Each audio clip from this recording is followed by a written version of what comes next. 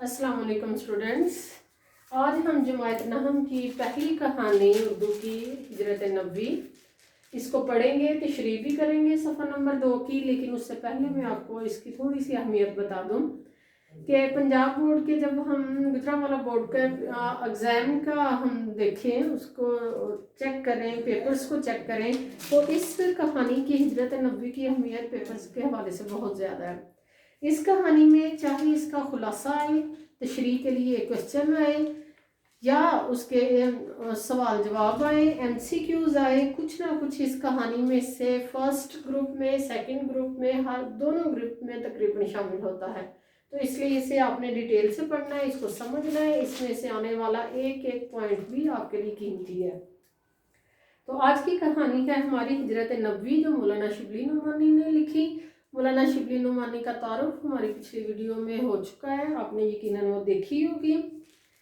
इसमें हम ये पढ़ने लगे हैं कि हिजरत नबी सल्लल्लाहु अलैहि वसल्लम में सीरत नबी किताब है मौलाना शिबली नुमानी की, जिसमें से एक थोड़ा सा पैच यानी एक थोड़ा सा हिस्सा लिया गया है। बड़ी डिटेल किताब है सीरत नबी, उसमें से एक थोड़ा सा हिस्सा लिया जिसका उन्वान रखा मौलाना शिबली नुमानी ने हिजरत नबी सल्लल्लाहु अलैहि वसल्लम।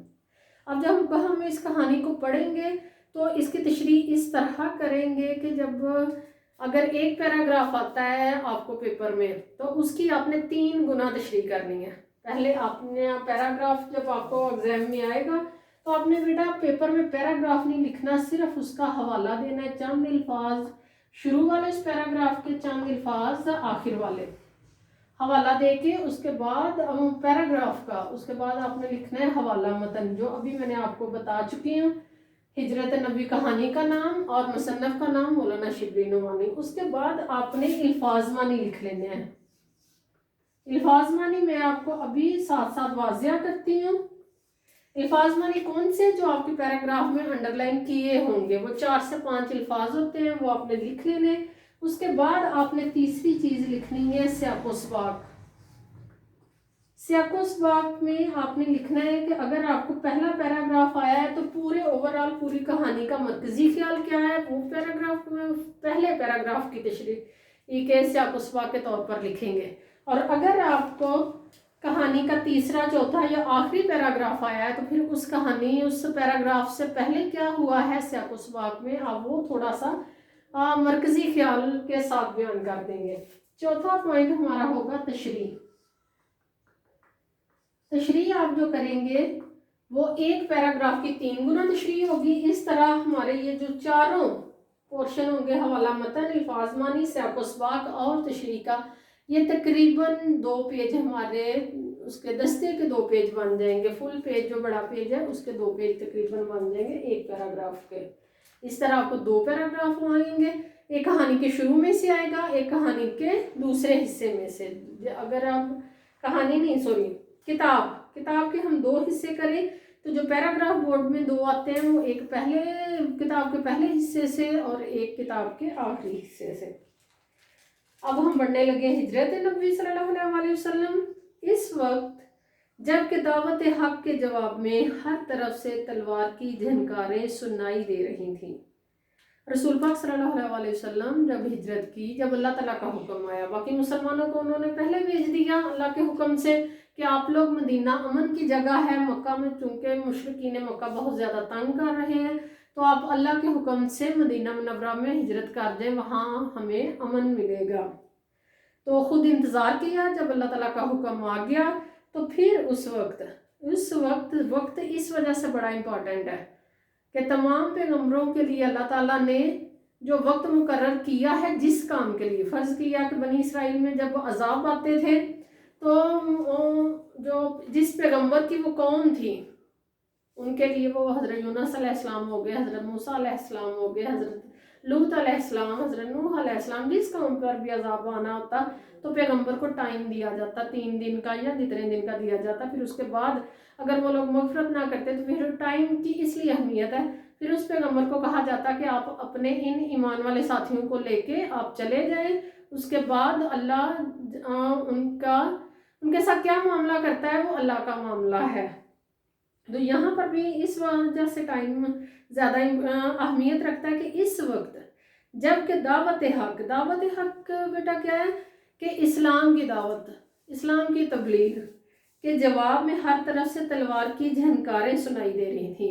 यानी रसूल पाक सल्लल्लाहु अलैहि वसल्लम की ज़ुबान से जितनी तबलीग के अल्फाज निकलते, जितने हक के अल्फाज निकलते, उन पर उतनी ज़्यादा तलवारों से वार करने के, नाउज़ुबिल्लाह उनको कत्ल करने के मंसूबे ज़्यादा बनाए जाते हैं। तो इस वजह से वक्त की, मैंने आपको बताया कि वक्त की यहाँ बहुत अहमियत है कि उस वक्त जबकि दावत हक के जवाब में हर तरफ से तलवार की झनकारें, यानी आप पर हमले, आप पर कत्ल के आपके मंसूबे, ये सारी जब झनकारें आवाज़ें सुनाई दे रही थी तो हाफिज आलम ने मुसलमानों को, हाफिज आलम से मुराद क्या है, रसूल पाक सल्लल्लाहु अलैहि वसल्लम ने मुसलमानों को दारुल अमान मदीना, दारुल अमान है अमन की जगह, यानी मदीना अमन की जगह है, उसकी तरफ रुख करने का हुक्म दिया। रुख करने का हुक्म दिया से अल्लाह ताला के हुक्म के मुताबिक वहाँ चले जाने के लिए, हिजरत कर जाने के लिए कहा। चूँकि वो ऊँटों का दौर था, ऊँटों पे लोगों ने सफ़र करना था, घोड़ों पे, खच्चर पे,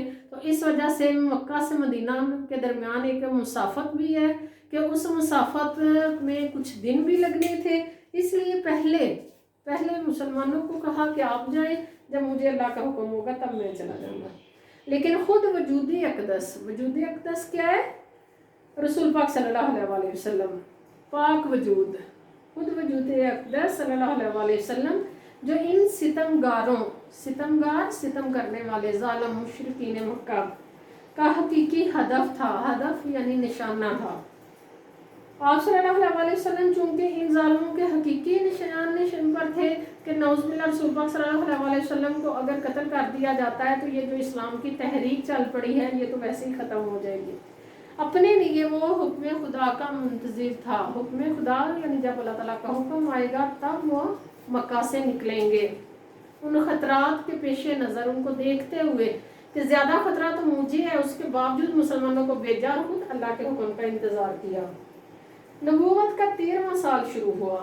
रसूल पाक सल्लल्लाहु अलैहि वसल्लम पर नबूवत नाज़िल हुए, यानी बासत होने के तकरीबन 13 साल के बाद जब 13वां साल शुरू हुआ और अक्सर सहाबा मदीने पहुंच चुके, और आप सल्लल्लाहु अलैहि वसल्लम के हुक्म के मुताबिक जब सहाबा कराम मदीने चले गए तो वही इलाही के मुताबिक, वही इलाही अल्लाह ताला के हुक्म, अल्लाह ताला की वही के मुताबिक हज़रत सल्लल्लाहु अलैहि वसल्लम ने भी मदीने का अज़म फरमाया। अज़म यानी इरादा, जब अल्लाह ताला की तरफ से हुक्म हो गया कि अब आप भी मदीने सफ़र फरमा लें।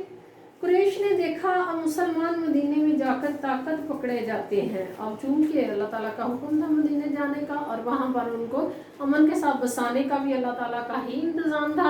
अब कुरैश ने क्या देखा कि यहाँ तो हमने इतने जुल्म सितम की है और ये लोग, मुसलमान लोग फिर भी अपने पुख्ता इरादे पर कायम रहे और ये झुके नहीं, ये पीछे नहीं हटे। और अब चूँकि ये मदीने जा रहे हैं, वहाँ पर जाकर उन्होंने उसका असर देखा कि वहाँ के जो लोग हैं वो तो उन्हें खुली बाहों के साथ, उन्हें दो हाथों के साथ बड़े अच्छे तरीके से उनका इस्तकबाल कर रहे हैं। तो वो अपने इन नापाक इरादों में और ज़्यादा तेज़ी उनकी आ गई। कुरैश ने देखा कि मुसलमान मदीने में जाकर ताकत पकड़े जाते हैं और वहाँ इस्लाम फैलता जाता है, यानी अब तो मुसलमान हमारे हाथों से निकल गए, जब हम उन्हें यहाँ नहीं दबा सके तो अब मदीने में जाकर तो हमारी पहुँच वैसे ही ख़त्म हो जाएगी। हमें किसी को कहना पड़ेगा कि आप यहूदियों से हमें वो मदद लेनी पड़ेगी कि आप इनको तंग करें, यानी हमारा असर रसूख ख़त्म हो जाएगा। तो उन्होंने क्या मंसूबा बनाया, जब उन्होंने देखा कि वहाँ इस्लाम फैलता जाता है, चनांचे लोगों ने मुख्तलिफ रायें पेश की। उन्होंने मुशावरा किया, मुशावरे से मुराद मशवरा आपस में किया कि कैसे इस तहरीक को, मुसलमानों की जो नई तहरीक है और 13 साल से चल रही, इस्लाम फैलता जा रहा है, इसको कैसे ख़त्म कर दिया जाए। एक ने कहा मोहम्मद सल्लल्लाहु अलैहि वसल्लम के हाथ पाँव में जंजीरें डालकर मकान में बंद कर दिया जाए। दूसरे ने कहा जिला वतन कर देना काफ़ी है, जिला वतन यानी वतन से निकाल देना काफ़ी है। अब वतन से हर वो शख्स जहाँ जो उसका प्लेस ऑफ बर्थ है उससे बहुत ज़्यादा प्यार होता है। रसूल पाक सल्लल्लाहु अलैहि वसल्लम भी जब मक्का से निकलने लगे तो उन्होंने यही अल्फाज़ अदा किए कि मक्का तो मुझे बहुत प्यारा है मगर तेरे बाशिंदे मुझे यहाँ रहने नहीं देते। تو انہوں نے کہا جلا وطن کر دینا کافی ہے کہ اس سے ان کو بہت زیادہ تکلیف پہنچے گی۔ ابو جہل جو رسول پاک صلی اللہ علیہ وسلم کا سگا چچا تھا لیکن اسے ایمان نصیب نہ ہوا، ابو جہل نے کہا ہر قبیلے سے ایک شخص انتخاب ہو، ایک شخص کو چنا جائے اور پورا مجمع سے مراد ہے کہ ہم اکٹھے افراد جب وہ حملہ کریں گے تو پورا مجمع ایک ساتھ مل کر تلواروں سے ان کا خاتمہ کر دے، ان کو ختم کر دے۔ اس کا ان کو فائدہ یہ نظر آ رہا تھا کہ رسول پاک صلی اللہ علیہ وسلم کا نعوذ باللہ جو خون ہے وہ سارے قبائل میں بٹ جائے گا، تو پھر قبیلہ قریش کس سے مقابلہ کرتا پھرے گا۔ اس صورت میں ان کا خون تمام قبائل میں بٹ جائے گا۔ اور آل ہاشم کون سی ہے؟ رسول پاک صلی اللہ علیہ وسلم کی آل یعنی ان کا خاندان۔ آل ہاشم اکیلے تمام قبائل کا مقابلہ نہ کر سکیں گے۔ اس اخیر رائے پر اتفاق ہو گیا۔ اخیر رائے یعنی آخری رائے یہی تھی، اس پر سب نے ہاں کر دی کہ ہاں یہی سب سے درست ہے۔ اور جٹ پٹے یعنی سورج غروب ہونے کا جو وقت ہے، اس وقت سے ہی آ کر رسول صلی اللہ علیہ وسلم کے آستانہ مبارک یعنی ان کا گھر، مختصر سا چھوٹا سا جو ان کا گھر تھا، اس کا محاصرہ کر لیا۔ اس کو گھیرے میں لے لیا گیا۔ اہل عرب زنانہ مکان کے اندر گھسنا معیوب سمجھتے تھے۔ اہل عرب کی اب یہ بھی روایت تھی کہ وہ زنانہ مکان میں نہیں گھستے تھے۔ زنانہ مکان سے مراد ہے گھر، جہاں پر مرد عورتیں یہ اپنے خاندان کے ساتھ رہتے ہیں، وہاں گھسنا معیوب یعنی برا سمجھتے تھے۔ اس لیے باہر ٹھہرے رہے کہ حضرت صلی اللہ علیہ وسلم نکلے تو یہ فرض ادا کیا جائے۔ مشرکین کے لیے یہ فرض تھا کہ اب چونکہ اس پر آخری رائے قائم ہو گئی ہے تو ہم سب نے مل کر یہ وار کرنا ہے اور نعوذ باللہ رسول پاک صلی اللہ علیہ وسلم کو ہم نے ختم کر دینا ہے۔ رسول صلی اللہ علیہ وسلم نے قریش کو اس درجہ عداوت تھی، رسول پاک صلی اللہ علیہ وسلم سے اس درجہ عداوت یعنی دشمنی اس قدر تھی، یہ تاہم یہ صرف ان کے اندر تکبر تھا۔ حالانکہ اسلام رسول اللہ تعالیٰ کی طرف سے بھیجے جانے والی جو 4 روحانی کتابیں ہیں، قرآن پاک اس میں چوتھی کتاب ہے۔ اس سے پہلے بھی بنی اسرائیل میں تورات، انجیل، زبور پہلے بھی آئیں اور 1,24,000 پیغمبر میں رسول پاک صلی اللہ علیہ وسلم آخری ہی پیغمبر ہیں۔ لیکن اب یہ چونکہ ان پیغمبروں کے آنے کا سلسلہ تو جاری تھا اور ہر پیغمبر کے ساتھ جو مسائل تھے وہ بھی الگ الگ تھے، اب رسول پاک صلی اللہ علیہ وسلم پر اس قدر تشدد اور اس قدر ان سے نفرت کا مطلب صرف یہ تھا کہ وہ مشرکین مکہ جو ہیں وہ تکبر کا شکار تھے۔ وہ کہتے تھے کہ کوئی ہم سے بھی زیادہ ہو سکتا ہے۔ یہ مسلمان جب اسلام پھیلا تو سب سے پہلے بیٹا کنہوں نے قبول کیا؟ وہ طبقہ جو ان کے انڈر تھا، ان کے غلام تھے یا غریب طبقہ تھا جو اس وقت کے سرداروں سے معاشی طور پر کم تھے۔ اب ان کا ذہن یہ ماننے کو تیار نہیں تھا کہ وہ لوگ اسلام قبول کر کے صحابہ کرام کی لسٹ میں شامل ہو جائیں، جنتیوں کی لسٹ میں شامل ہو جائیں۔ اب خود ابو جہل کہتا تھا کہ رسول پاک صلی اللہ علیہ وسلم کو کہ آپ کے مجھے ایک ایک لفظ پر اعتبار ہے لیکن میں ایمان نہیں لاؤں گا۔ اصل میں وہ تکبر کا شکار تھے، ان کا تکبر انہیں لے ڈوبا تھا، اس لیے وہ رسول پاک صلی اللہ علیہ وسلم سے اس قدر دشمنی رکھتے تھے کہ رسول صلی اللہ علیہ وسلم سے قریش کو اس درجہ عداوت تھی، اس درجہ دشمنی تھی، تاہم آپ کی دیانت پر یہ اعتماد تھا، دیانت ان کو یہ یقین تھا کہ رسول پاک صلی اللہ علیہ وسلم امانت میں خیانت نہیں کریں گے، کہ جس شخص کو کچھ مال یا اسباب امانت رکھنا ہوتا تھا تو آپ صلی اللہ علیہ وسلم ہی کے پاس لا کر رکھتا تھا۔ دشمنی بھی تھی، وہ ایمان بھی نہیں تھے لاتے، لیکن یہ پتا تھا کہ اس سب کے باوجود رسول پاک صلی اللہ علیہ وسلم امانت میں خیانت نہیں کریں گے۔ اس وقت بھی آپ صلی اللہ علیہ وسلم کے پاس بہت سی امانتیں جمع تھیں۔ اب جو مسلمان تھے، جو اسلام لانے والے تھے، اہل ایمان تھے، وہ تو مدینہ ہجرت کر چکے تھے۔ اب یہ امانتیں کن لوگوں کی تھی؟ یہ انہی مشرکین مکہ کی امانتیں تھیں۔ آپ صلی اللہ علیہ وسلم کو قریش کے ارادے کی پہلے سے خبر ہو چکی تھی کہ یہ آج میرے اس گھر کے ساتھ اور میرے ساتھ یہ کیا کرنے والے ہیں۔ آپ صلی اللہ علیہ وسلم کو پہلے بتا دیا گیا تھا۔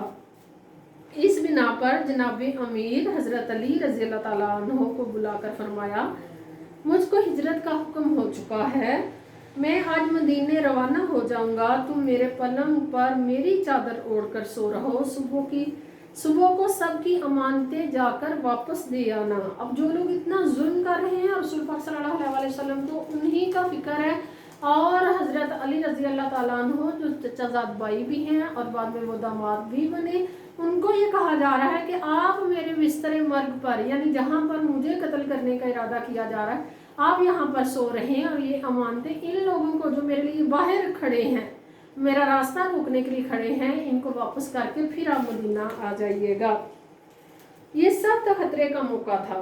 جناب امیر کو معلوم ہو چکا تھا کہ قریش آپ کے قتل کا ارادہ کر چکے ہیں، اور آج رسول صلی اللہ علیہ وسلم کا بستر خواب، یعنی اب اس بستر پر مجھے خواب نہیں آنے والے، بلکہ یہ تو قتل گاہ ہے، قتل گاہ کی زمین ہے، لیکن فاتح خیبر کے لیے قتل گاہ فرش گل تھا۔ فاتح خیبر یعنی خیبر کو فتح کرنے والے حضرت علی، ان کو یہ جو قتل گاہ ہے یہ فرش گل اس وجہ سے لگا، فرش گل سے مراد ہے پھولوں کا بستر، اس وجہ سے لگا کہ یہ رسول پاک صلی اللہ علیہ وسلم کا حکم تھا، اور صحابہ کرام عشرہ مبشرہ میں تبدیلی اسی وجہ سے ہوئے کہ وہ رسول پاک صلی اللہ علیہ وسلم کی ایک ایک بات کو، ایک ایک حکم کو سر آنکھوں پر لیا کرتے تھے۔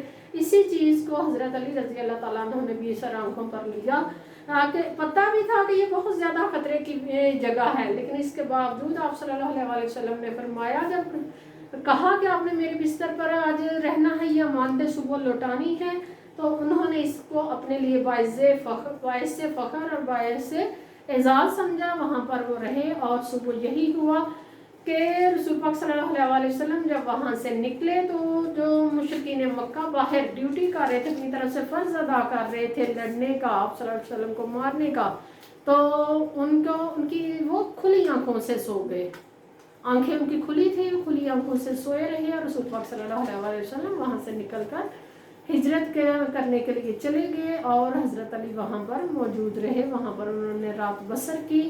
اگلا اس کے بعد جو نیکسٹ میں ہے صفحہ نمبر 3، وہ ہم کل پڑھیں گے۔